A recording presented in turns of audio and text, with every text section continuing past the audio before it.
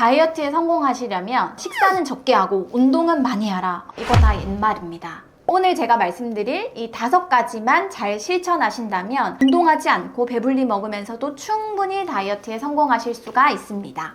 안녕하세요. 다이어트 멘토 한의사 김은아입니다. 다이어트 진짜 어렵죠? 먹어서 살찌는 거는 정말 순식간인데 다시 빼려고 하면 시간이 배로 많이 걸리기 때문에 다이어트는 누구에게나 어렵습니다. 게다가 아무리 노력해도 살이 잘 안 빠지는 이런 정체기까지 맞이하게 되면 진짜 다이어트가 괴로워집니다. 사실은 저도 한 5kg를 빼고 10kg가 늘어나는 이런 요요도 많이 맞아봤고요. 여러 번 다이어트를 실패해봤지만 오늘 제가 말씀드릴 이 기초대사량을 잘 관리하고 나서부터는 요요 없이 잘 체중을 유지하고 있습니다. 기초대사량은 우리가 아무것도 하지 않고 가만히 누워서 숨만 쉬어도 소비되는 칼로리 양을 의미합니다. 생명 유지에 필수적으로 소비되는 그런 에너지량을 의미하게 되는 거고요. 하루 중에 소비하는 총 칼로리 소모량의 한 60-70% 정도를 차지하기 때문에 아주 많은 양을 차지하는 에너지 소비량입니다. 살이 잘 안 빠지시는 분들, 그리고 요요가 잘 오시는 분들, 이런 분들은 그냥 공통적으로 기초대사량을 굉장히 낮은 그런 경향이 있는데요. 이런 분들이 체중을 감량하기 위해서 단식하면서 다이어트를 한다. 이러면 기초대사량은 더 떨어지겠죠. 그러면 반드시 요요를 맞을 수밖에 없는 거죠. 이 기초대사량에 대해서 정확하게 이해하지 않고 다이어트를 하시는 거는 실패하실 확률이 훨씬 높습니다.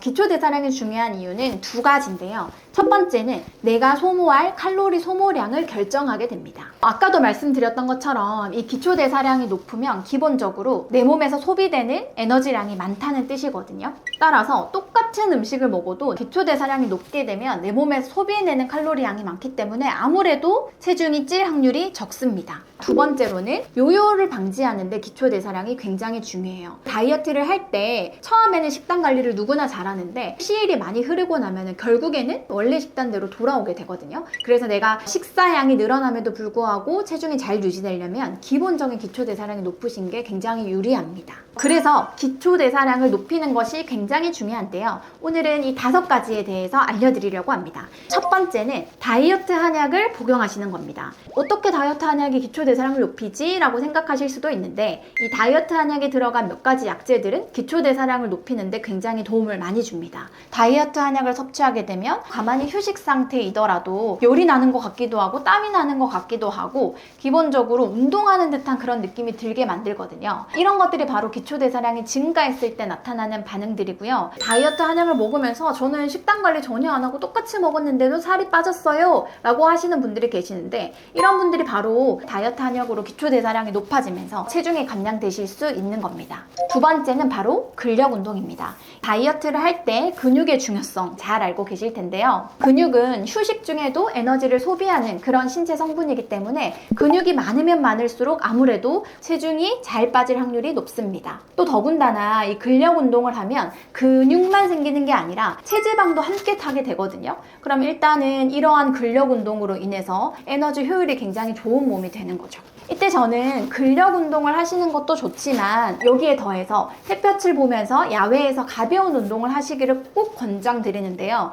다이어트를 하면서 생기는 스트레스를 줄이는데도 굉장히 도움이 될 뿐만 아니라 멜라토닌이나 코르티솔 같은 신체 호르몬들이 정상 분비를 되도록 만들어주기 때문에 수면의 질도 훨씬 좋아질 수 있고요. 신체 대사 건강에도 굉장히 도움이 많이 받으실 수 있습니다. 이렇게 수면이 정상적으로 이루어지고 신체 대사 반응들이 정상적으로 이루어지면 아무래도 기초대사량 증가에 간접적인 영향을 받으실 수가 있고요. 여러 가지 측면에서 굉장히 긍정적인 영향을 줄 수가 있습니다. 세 번째는 단백질 섭취입니다. 이 단백질 섭취는 근육량을 유지하고 기초대사량 증가에 굉장히 도움을 많이 줍니다. 단백질을 섭취하게 됐을 경우에 다른 영양소들에 비해서 이 단백질을 소화하는 과정에서 좀 더 많은 열들이 발산되게 되거든요. 이러한 열들 자체가 에너지 소모가 일어났다는 것이기 때문에 아무래도 단백질을 소화하는 과정에서 좀 더 많은 에너지 소모가 일어난다라고 생각을 하시면 됩니다. 그러면 근육을 늘리기 위해서 어떤 단백질을 섭취하면 좋나요? 라고 물어보시는 경우들이 있는데 이때는 지방 함량이 낮은 동물성 단백질들을 섭취하시길 권장드립니다. 계란이라든지 지방질이 없는, 비계가 없는 살코기라든지 연어나 참치 같은 이런 생선류를 드시는 것들이 좋습니다. 운동 후에는 단백질 보충제를 챙겨 드시는 것도 좋은데요. 아무래도 근육 형성에 도움을 더 받으실 수 있습니다.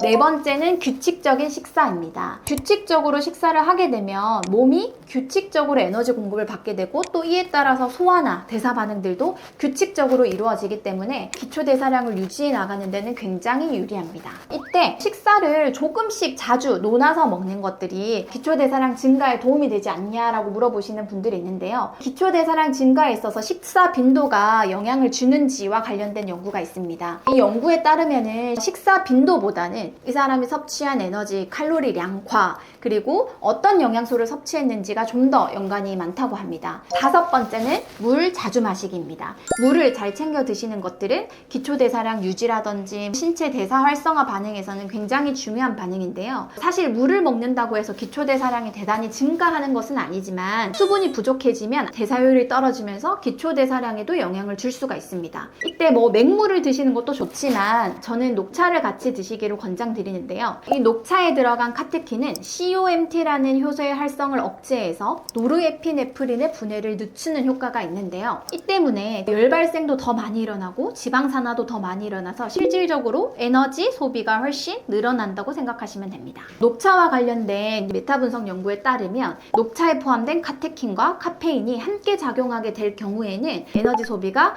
약 한 4% 정도는 증가한다라는 연구 결과들이 있습니다. 다만 에너지 소비가 증가한다는 것이 기초대사량 증가에 직결되는 부분은 아니고 대사 반응들이 좀 더 증가한다라고 생각하시면 되겠습니다. 오늘은 기초대사량을 높일 수 있는 방법에 대해서 알려드렸는데요. 첫 번째, 다이어트 한약을 복용하시는 것이 중요합니다.